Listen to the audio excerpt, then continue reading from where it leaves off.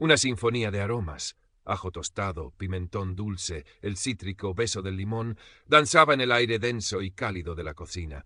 Pero para Aissa Diallo, aquella melodía olfativa a menudo se sentía como una obertura a la discordia. Sus manos, oscuras y robustas, se movían con una destreza que desmentía su volumen, transformando ingredientes sencillos en promesas de sabor. Hoy, sin embargo, el ritmo de su corazón no acompasaba el repiqueteo del cuchillo contra la tabla. Hoy era el día.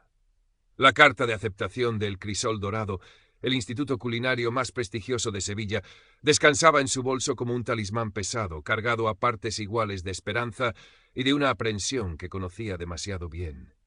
Se miró en el empañado espejo del pequeño baño de su apartamento en el corazón del barrio de la Macarena. Una mujer negra de 32 años, con una piel del color del café más intenso y una figura generosa, rotunda, que su vestido de llamativos estampados africanos no intentaba disimular, sino celebrar. Su abuela siempre le decía: Aissa, tu cuerpo guarda la historia de reinas y guerreras, de festines bajo el baobab, que nadie te haga sentir pequeña. Pero el mundo fuera de las paredes de su hogar, y especialmente el mundo al que aspiraba a entrar, el de la alta cocina sevillana, parecía empeñado en lo contrario. Recordó con una punzada la última entrevista de trabajo para un restaurante de moda cerca de la Giralda. El dueño, un hombrecillo con ojos de comadreja, la había mirado de arriba abajo antes de sentenciar. Su currículum es interesante, pero verá, nuestra clientela espera una imagen diferente en la cocina. Algo más etéreo. Etéreo. Como si ella, Aissa, con su risa sonora y sus curvas generosas, fuese una anomalía terrenal. Guardó la carta y salió a la calle, donde el sol de la mañana sevillana ya empezaba a calentar las aceras. El aire olía a azahar y a vida. Cruzó el puente de Triana, sintiendo la brisa del Guadalquivir. El edificio del Crisol Dorado se alzaba imponente en una antigua casa señorial restaurada, sus muros ocres susurrando historias de nobleza y tradición. Un nudo se le formó en el estómago. ¿Sería este el lugar donde su talento por fin encontraría un eco, o solo otro escenario para la misma vieja canción de prejuicios? El vestíbulo era un murmullo de voces jóvenes y expectantes. Estudiantes de todas partes, la mayoría con esa delgadez nerviosa de los aspirantes a chef y una palidez que contrastaba con el dorado sol de Andalucía. Aissa se sintió, como tantas otras veces, un punto y seguido en una frase escrita en otro idioma. Buscó un rincón discreto, observando. Entonces, una voz alegre la sobresaltó. «¡Hola! ¿También para el curso de especialización?» Se giró. Una chica menuda, de pelo castaño y ojos vivaces, le sonreía abiertamente. Se llamaba Elena García. «Sí», respondió Aissa, agradecida por la interrupción a sus pensamientos. «Aissa Diallo. Encantada. Parece emocionante, ¿verdad? Aunque un poco intimidante». La presentación oficial comenzó, y entonces apareció él. Chef Mateo Vargas. Alto, blanco, con una delgadez ascética y un traje de chef tan blanco y almidonado que parecía una escultura de hielo. Su cabello oscuro estaba peinado hacia atrás con una severidad que hacía juego con la expresión de sus ojos claros, fríos como el acero. Irradiaba un aura de autoridad gélida y una perfección calculada. «Bienvenidos al Crisol Dorado». Su voz era tan pulcra como su atuendo, sin inflexiones cálidas. «Aquí no buscamos cocineros, buscamos artistas, visionarios. Y la visión, créanme, requiere disciplina, sacrificio y un estándar impecable». Sus ojos recorrieron la sala, deteniéndose una fracción de segundo más de lo necesario en Aissa. Ella sintió un escalofrío familiar. La obertura había comenzado. Las primeras semanas fueron una vorágine de técnicas nuevas, terminología francesa y la presión constante de la perfección. Aissa, a pesar del nudo de ansiedad que a menudo sentía al entrar en aquellas cocinas inmaculadas, se sumergió en el trabajo. Sus manos, acostumbradas al trabajo duro, aprendían rápido. Su paladar, educado en la complejidad de los sabores de dos continentes, le daba una ventaja intuitiva. Creaba reducciones que cantaban, emulsiones que susurraban secretos.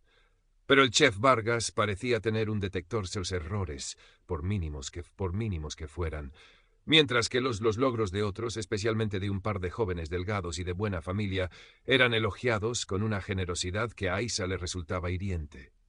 «Señorita Diallo», la voz de Mateo la cortó un día mientras ella deshuesaba un confit de pato con una precisión que había practicado hasta la madrugada. Su técnica es contundente. En la alta cocina buscamos la elegancia, la sutileza. Menos es más, comprende. No había mirado el resultado, solo sus manos, sus brazos. Elena, que trabajaba a su lado, apretó los labios. Más tarde, mientras limpiaban sus estaciones, le dijo en voz baja: «No le hagas caso, Aisa. Tu pato estaba perfecto. Ese hombre tiene algo contigo». Aisa forzó una sonrisa. «Quizás mi contundencia le asusta, Elena». Pero por dentro la duda comenzaba a roer. ¿Y si tenía razón? ¿Y si su cocina, su esencia, era demasiado? Ella, para este mundo de apariencias etéreas. Un día el desafío consistió en crear un tartar de pescado. Aisa, recordando los ceviches frescos de su infancia y los marinados picantes de Senegal, preparó un tartar de corvina con mango, aguacate, un toque de chile habanero y leche de tigre de maracuyá. Era una explosión de color y sabor. Mateo Vargas paseó entre las mesas, probando con una cucharilla de plata.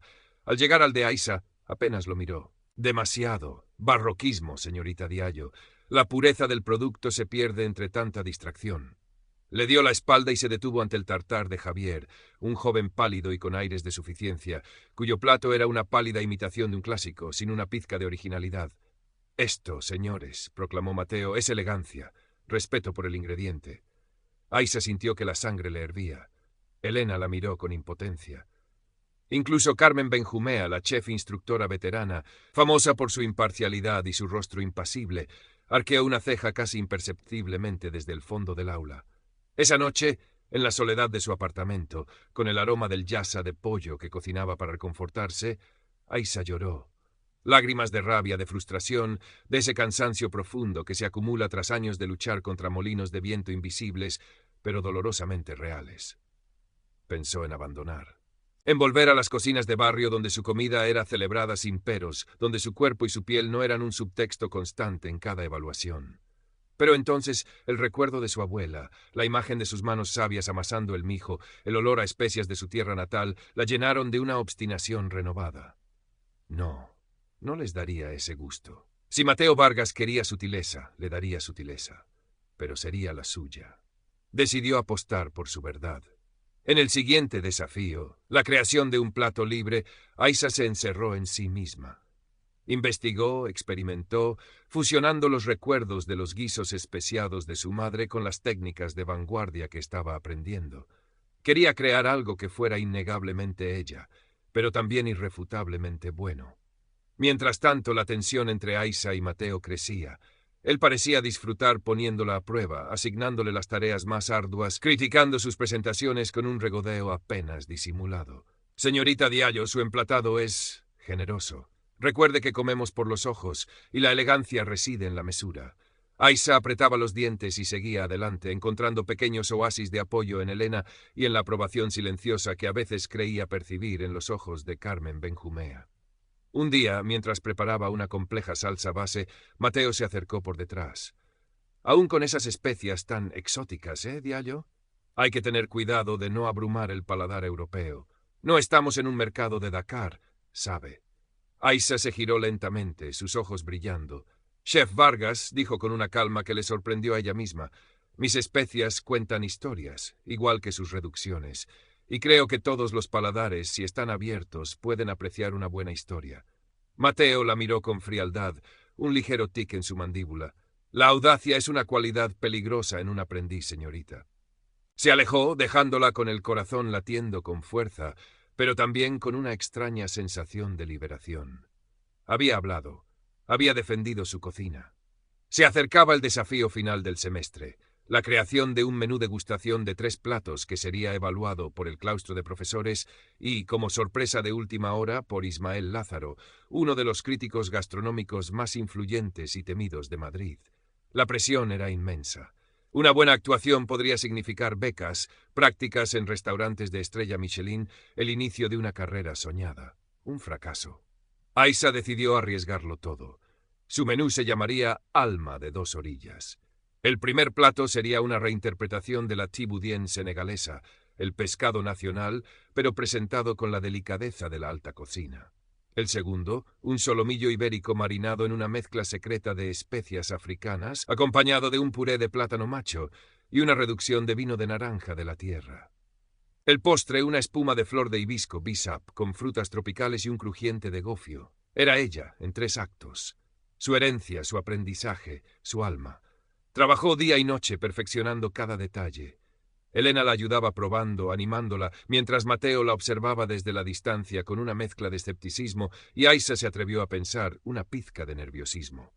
Quizás, solo quizás, empezaba a ver en ella a una contendiente real, a alguien que no encajaba en sus moldes, pero cuyo talento era difícil de ignorar. Llegó el día de la evaluación. Las cocinas de El Crisol Dorado eran un hervidero de actividad controlada. El aire estaba cargado de los aromas más exquisitos y de una tensión casi palpable.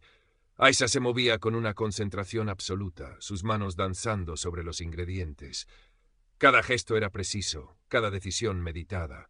Por primera vez en mucho tiempo, no pensaba en Mateo, ni en los prejuicios, ni en su apariencia. Solo existía la comida, el acto sagrado de crear. Uno a uno, los estudiantes presentaron sus menús. Hubo platos técnicamente perfectos pero fríos, otros ambiciosos pero fallidos. Mateo probaba cada uno con su expresión indescifrable, tomando notas concisas. Ismael Lázaro, un hombre de mediana edad con una mirada penetrante y fama de implacable, hacía lo propio, sus comentarios escuetos pero directos. Carmen Benjumea observaba en silencio, su rostro una máscara de profesionalidad. Finalmente fue el turno de Aisa. Colocó su tibudien revisitada ante los jueces. El aroma delicado pero complejo llenó el aire. Ismael Lázaro tomó un bocado, masticó lentamente, sus ojos cerrados por un instante. Mateo probó, su rostro imperturbable. Carmen hizo un leve gesto de aprobación. Luego vino el solomillo. La carne tierna, la explosión de sabores equilibrados. Lázaro levantó una ceja, interesado. Mateo seguía sin mostrar emoción, aunque Aisa notó cómo su nudillo blanqueaba al agarrar el tenedor. Y por último, la espuma de Bissap, ligera, refrescante, con un color vibrante que contrastaba con la vajilla blanca. Cuando terminaron, hubo un silencio tenso. Ismael Lázaro dejó sus cubiertos con cuidado y miró directamente a Aisa. «Señorita Diallo», comenzó, su voz grave llenando la sala, «hace mucho tiempo que un menú no me sorprendía de esta manera. Hay aquí una audacia, un equilibrio de sabores exóticos y familiares, una historia personal contada con una técnica impecable. Esto no es solo cocina de aprendizaje, esto es revelador». El corazón de Aisa dio un vuelco. Una sonrisa involuntaria se dibujó en sus labios. Miró a Mateo. Su rostro era una máscara de incredulidad y, ¿era posible?, una sombra de despecho. «Sí, una propuesta interesante», concedió Mateo, arrastrando las palabras como si le costara pronunciarlas. «Ciertamente en sus sabores. Aunque quizás, señor Lázaro, carece de la contención, de la elegancia minimalista que intentamos inculcar como sello de la alta cocina contemporánea». Era un último intento de menospreciar, de reafirmar su estrecha visión del mundo. Pero Carmen Benjumea, que había permanecido en un segundo plano, decidió intervenir. Su voz, aunque serena, resonó con una autoridad innegable. «Mateo», dijo, y el uso de su nombre de pila fue una señal para todos. La contención no debe confundirse con la falta de alma o la ausencia de carácter. Y la elegancia, querido colega, tiene muchas formas. Lo que la señorita Diallo ha presentado hoy es cocina de alto nivel, con una identidad clara, una técnica depurada y sobre todo una pasión que traspasa el plato. Justo el tipo de excelencia y autenticidad que El Crisol Dorado debería no solo inculcar, sino celebrar y proyectar. Ismael Lázaro asintió con vehemencia. «Totalmente de acuerdo, chef Benjumea. Chef Vargas, a veces los mayores talentos son aquellos que, con respeto por la tradición, se atreven a romper los moldes, no los que se limitan a reproducirlos con pulcritud. Esta joven tiene una voz propia muy poderosa, y el mundo gastronómico necesita escuchar más voces como la suya». El golpe fue demoledor para Mateo. Su rostro, normalmente pálido, adquirió un tono ceniciento.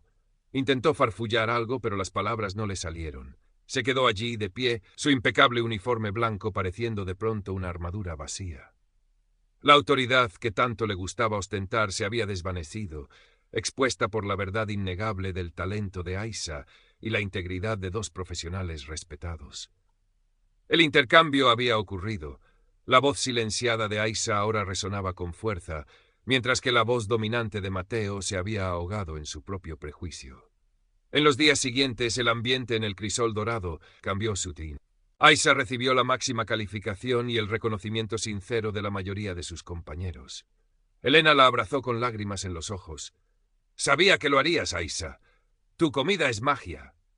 Carmen Benjumea la llamó a su despacho. «Aisa», le dijo con una rara sonrisa. El crítico Ismael Lázaro ha quedado muy impresionado. Me ha pedido que te transmita su interés en ofrecerte unas prácticas en su nuevo proyecto en Madrid. Y el instituto, por supuesto, te concederá la beca de excelencia para el próximo nivel de especialización. Aisha apenas podía creerlo. Las puertas que siempre había encontrado entornadas o directamente cerradas, de pronto se abrían de par en par. Mateo Vargas continuó en el instituto, pero algo en él se había roto. Su arrogancia se había transformado en una osquedad resentida. Los estudiantes ya no lo miraban con la misma mezcla de temor y admiración. Había rumores de que la dirección había tenido una seria conversación con él sobre sus métodos de evaluación y su particular concepto de los estándares. Su poder, antes incuestionable, ahora estaba visiblemente mermado. Una tarde, Aisha salía del instituto cuando se cruzó con Mateo en el pasillo. Por un instante sus miradas se encontraron. Ella vio en sus ojos no solo resentimiento, sino también una extraña sombra de algo parecido al desconcierto, como si el mundo que tan bien conocía y controlaba se hubiera vuelto repentinamente ajeno. Él desvió la mirada primero y siguió su camino. Aisha salió al sol de la tarde sevillana. El aire olía a jazmín y a esperanza. El Guadalquivir brillaba bajo el cielo azul. La lucha, lo sabía, no había terminado. El mundo no cambiaría de la noche a la mañana. Pero ella había ganado una batalla importante, no solo para sí misma, sino para todas las Aishas que vendrían después. Había demostrado que el talento, la pasión y la autenticidad podían abrirse camino incluso a través de las barreras más gruesas del prejuicio. Su cuerpo, su piel, su herencia no eran obstáculos, sino la fuente misma de su fortaleza y su arte singular. Miró sus manos, esas manos que Mateo había llamado contundentes. Sonrió. Eran las manos que crearían su futuro, un futuro donde su sabor, su voz y su alma tendrían por fin el espacio que merecían. Un futuro donde ella no sería una nota discordante, sino una melodía vibrante y esencial en la gran sinfonía del mundo.